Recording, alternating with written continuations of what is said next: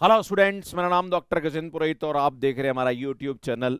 अगर आपने अभी आईआईटी जेम एग्जाम दिया है बीएससी के बाद, आप अच्छा स्कोर नहीं कर पाए, या फिर अगर आपने बीटेक के बाद गेट एग्जाम दिया है, आप अच्छा स्कोर नहीं कर पाए, पर आपका सपना है कि आपको एनआईटी जाना है, तो एक और बेहतर ऑप्शन, और खास करके ये बीएससी वाले स्टूडेंट्स के लिए बहुत ही बेस्ट ऑप्शन है जिनका मैथ्स या स्टेट्स रहा है।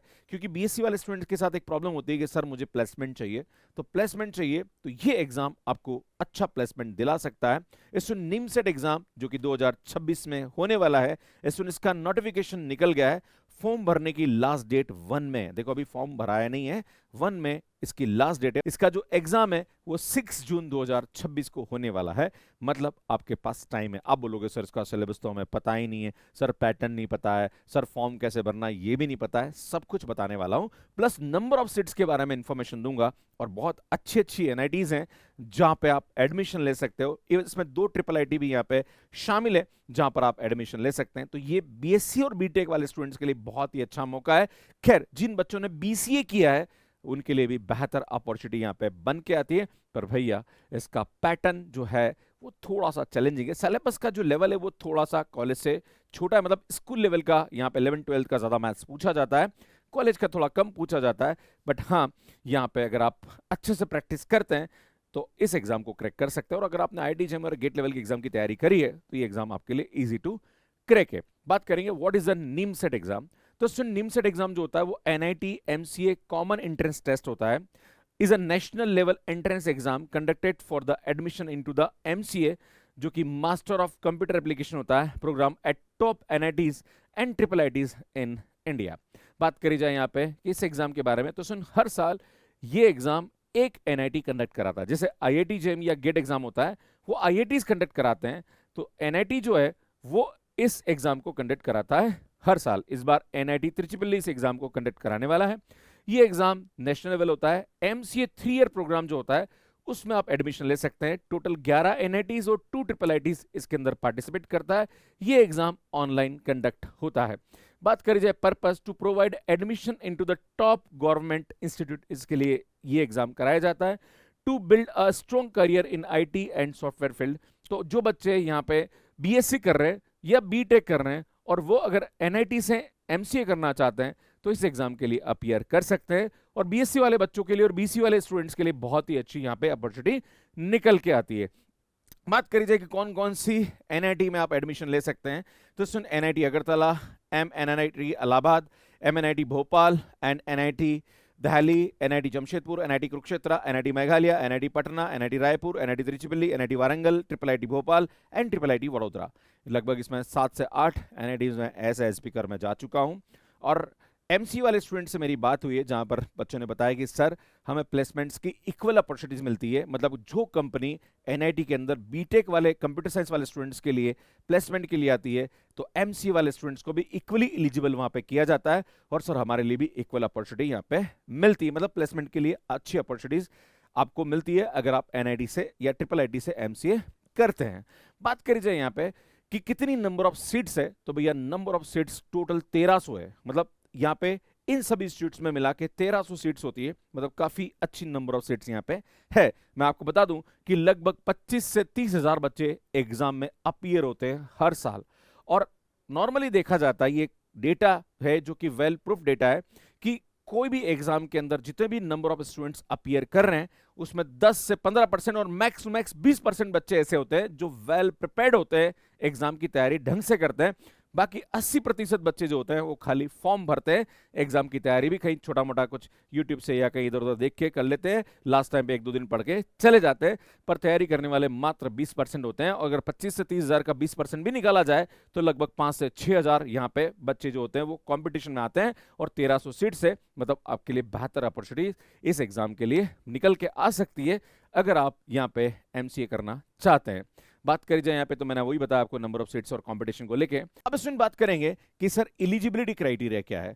तो सुन, अगर आप बीएससी हैं या बीटेक है या बीसीए कर रहे हैं, है ना, मतलब हो चुके हैं या कर रहे हैं, और आपका ग्रेजुएशन के अंदर 60% है या 6.5 सीजीपीए से ऊपर है, तो आप एलिजिबल माने जाएंगे। अगर आप यहाँ पे कैटेगरी में आते हैं, मतलब SC/ST या PWD कैंडिडेट है, तो आपका 55% इन डिग्रीज में होना चाहिए, या फिर आपका 6.0 CGPA आपका या इससे ऊपर आपका स्कोर होना चाहिए। स्टूडेंट यहाँ पे दो कंडीशन दे रखी है, BTech वाला स्टूडेंट्स यहाँ पे एलिजिबल है। दूसरा, any UG programme of minimum 3 year duration with mathematics and statistics as a one subject, है ना, मतलब मैथ्स और स्टेट्स में से एक सब्जेक्ट आपका होना चाहिए। और अगर आप इन दोनों में से कोई भी डिग्री आपके पास है तो इस एग्जाम के लिए आप एलिजिबल माने जाएंगे। जो स्टूडेंट अपने ग्रेजुएशन के फाइनल ईयर में है और उनका रिजल्ट अगर 30 सितंबर 2026 से पहले आ रहा है, तो यार वो इस एग्जाम के थ्रू काउंसलिंग में पार्टिसिपेट कर सकते हैं, अच्छा स्कोर करते हैं तो हो जाता है। बात करी जाए यहाँ पे कि सर एप्लीकेशन फॉर्म भरने का डेट क्या है, तो 3/3/2026 को इसका एप्लीकेशन आउट हुआ था। फॉर्म भरने की लास्ट डेट 1 मई 2026 है। अभी आपके पास 6 से 7 दिन बचे हुए हैं, तो मुझे लगता है कि आपको फॉर्म जरूर भरना चाहिए। खास करके जो बच्चे IIT JEM एग्जाम की तैयारी हमारे साथ किए हैं, मैं आप सभी से निवेदन करूंगा कि अगर आपको अच्छा रैंक नहीं मिला है और आप चाहते हैं एक अच्छी अपॉर्चुनिटी, तो इस एग्जाम का फॉर्म जरूर भरिए और इस एग्जाम की तैयारी जरूर करिए। इसमें NIT त्रिचिपल्ली इस एग्जाम को कंडक्ट कराने वाला है और ये इसका ऑफिशियल वेबसाइट है जहां पे जाके इसका फॉर्म आप भर सकते हैं। इसका जो लिंक है वो मैं आपको डिस्क्रिप्शन में प्रोवाइड कर दूंगा, nimset.admission.nic.in करके यहाँ पे इसका ये लिंक है। अब आप फॉर्म भरते हुए किन किन डॉक्यूमेंट्स की आपको जरूरत पड़ने वाली, तो एक तो फोटोग्राफ आपके पास होना चाहिए सॉफ्ट कॉपी में आपके साथ सिग्नेचर होना चाहिए। उसके बाद आपके पास जो ID प्रूफ है उसके अंदर PAN card, passport, voter ID, driving licence, first page of bank passbook, इनमें से कोई एक आपके पास होना चाहिए। इसमें यहाँ पे आधार कार्ड मेंशन नहीं कर रखा है ना। नेक्स्ट 10th की मार्कशीट या birth certificate, graduation marksheet, final exam appearing proof होना चाहिए आपके पास। ये अगर आप फाइनल ईयर में हो तो आपके कॉलेज से आपको इसको साइन कराना पड़ेगा, एक एनेक्सर दे रखा है उसको आपको साइन कराना पड़ेगा। कैटेगरी सर्टिफिकेट इफ एप्लीकेबल, अगर आप किसी पर्टिकुलर कैटेगरी में आते हैं तो। अगर आप PWD कैंडिडेट हैं तो उसका सर्टिफिकेट आपके पास यहाँ पे होना चाहिए। सुन एग्जाम डेट की बात करी जाए तो 6 जून 2026 को एग्जाम होने वाला है। एग्जाम सेंटर के बारे में यहाँ पे इन्फॉर्मेशन दे रखी है। अब बात करेंगे सुन पेपर पैटर्न। सुन इसका पेपर पैटर्न बड़ा ही इंटरेस्टिंग है। यहाँ पे एग्जाम के अंदर 3 सब्जेक्ट पूछे जाएंगे, जिसके अंदर mathematics, analytical ability and logical reasoning and computer awareness, और एक और सब्जेक्ट है दैट इज इंग्लिश। मतलब 4 चीजें यहाँ पे पूछी जाएगी। मतलब 3 पार्ट में ये पेपर होता है। मतलब पेपर तो एक ही आता है, 1000 मार्क्स का होता है और एक क्वेश्चन यहाँ पे 120 पूछे जाते हैं। और टोटल अगर मैं बात करूं यहाँ पे, तो ये जो एग्जाम होता है ये 2 घंटे का होता है, सिर्फ मात्र 2 घंटे का। मतलब 120 मिनट आपको मिलते हैं और उन 120 मिनट में आपको 120 क्वेश्चन यहाँ पे सॉल्व करना है। ये सबसे बड़ा चैलेंज स्टूडेंट के लिए यहाँ पे होता है। मैंने बोला कि इसका पेपर पैटर्न बड़ा इंटरेस्टिंग है, राइट। अगर मैं बात करूं तो मैथमेटिक्स जिस बच्चे की अच्छी है, और खास करके अभी मैं सिलेबस बताने वाला हूं, तो उसमें 11th 12th की मैथ्स ज्यादा है, कॉलेज लेवल की थोड़ी मैथ्स कम है। सो 50 यहाँ पे क्वेश्चन पूछे जाते हैं, हर क्वेश्चन 12 मार्क्स का है। और यहाँ पे जो नेगेटिव मार्किंग है वो 1/4 मतलब 3 मार्क्स यहाँ पे माइनस होगा अगर आपने गलत क्वेश्चन किया है। टोटल 600 मार्क्स का वेटेज होता है। मतलब टोटल पेपर का 50% मैथ्स पूछा जाता है। उसके बाद analytical ability and logical reasoning, जो कि एक प्रकार का मैथ्स ही है, तो यार वहां पे 40 क्वेश्चन पूछे जाते हैं, हर क्वेश्चन 6 नंबर का होता है और 1.5 की नेगेटिव मार्किंग है। टोटल 240 मार्क्स का वेटेज है। कंप्यूटर अवेयरनेस जिसमें 20 क्वेश्चन पूछे जाते हैं, 6 हर क्वेश्चन जो होता है वो 6 नंबर का होता है, 1.5 की नेगेटिव मार्किंग है, 120 मार्क्स है। इसी प्रकार से जनरल इंग्लिश है जिसमें 10 क्वेश्चन पूछे जाएंगे, हर क्वेश्चन 4 नंबर का है, 1 मार्क्स की नेगेटिव मार्किंग है। टोटल 40 मार्क्स का यहाँ पे वेटेज होता है। सब मिला के 1000 मार्क्स का पेपर है, 2 घंटे का पेपर है, 120 क्वेश्चन पूछे जाएंगे, 120 मिनट आपको यहाँ पे मिलने वाला है। अब बात करी जाए यहाँ पे कि सर सिलेबस बता दो, सिलेबस क्या है। तो सुन मैथमेटिक्स जिसमें 50 क्वेश्चन आपको पूछे जाएंगे, जिसका 600 मार्क्स का वेटेज है। सबसे पहला जो टॉपिक है वो है set theory and logical, that is concept of sets, union, intersection, difference, symmetric difference, cartesian product, cardinality, function and relation, Venn diagram, truth table, connectiveness and tautology and contradictions. Then उसके बाद probability and statistics की बात करी जाए, second topic, that is basic concept of probability theory, averages, dependent and independent event based theorem, mean, median, mode, mean deviation, standard deviation, variance, moments and frequency distribution. Algebra की बात करी जाए तो fundamental operation in algebra, quadratic equation with real coefficient, relation between the roots and coefficient, symmetric function of roots and their sums, indices, logarithm, exponentials, algebra, arithmetic and geometric and harmonic progression, finite sums of power and natural numbers, matrices and determinant, simultaneous linear system of equation, permutation and combination and binomial theorem. Next है coordinate geometry, जिसके अंदर यहाँ पे rectangular Cartesian coordinate, distance formula, equation of line and intersection of lines, pair of straight line, equation of circle, parabola, ellipse and hyperbola, section formula tangent and normal to the circle and Conex.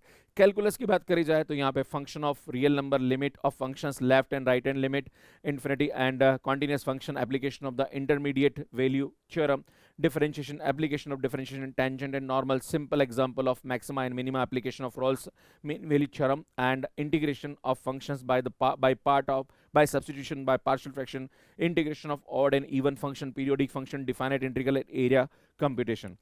Next है trigonometry, जिसके अंदर trigonometric function है, identities है, principal value of inverse trigonometric function है, properties of triangles and solution of triangles and height and distance, trigonometric equation and their general solution. सुनिए पूरा का पूरा मैथ्स का सिलेबस यहाँ पे है। अगर बात करी जाए यहाँ पे तो analytical ability and logical reasoning, जिसमें 40 क्वेश्चन पूछे जाते हैं, हर क्वेश्चन 6 नंबर का होता है, मतलब 240 नंबर का वेटेज रखता है, जिसमें verbal reasoning, non verbal reasoning, deductive reasoning and inductive reasoning, topics of include blood relation, coding, decoding, direction sense, and उसके बाद है सीट अरेंजमेंट है, पजल्स है, इनपुट आउटपुट है, सिलोजिज्म है, and alpha numeric series, mirror images, statement and conclusion, arguments, problem solving, critical thinking, data interpretation, numerical reasoning, data sufficiency and data visualisation. ये पूरा का पूरा आपका सेकंड पार्ट आता है। सुन थर्ड पार्ट की बात करी जाए जहां पर कंप्यूटर अवेयरनेस है, सुन 20 क्वेश्चन पूछे जाते हैं, हर क्वेश्चन 6 नंबर का होता है, मतलब 120 नंबर का वेटेज है, जहां पर कंप्यूटर बेसिक्स में organisation of computer centre, CPU है,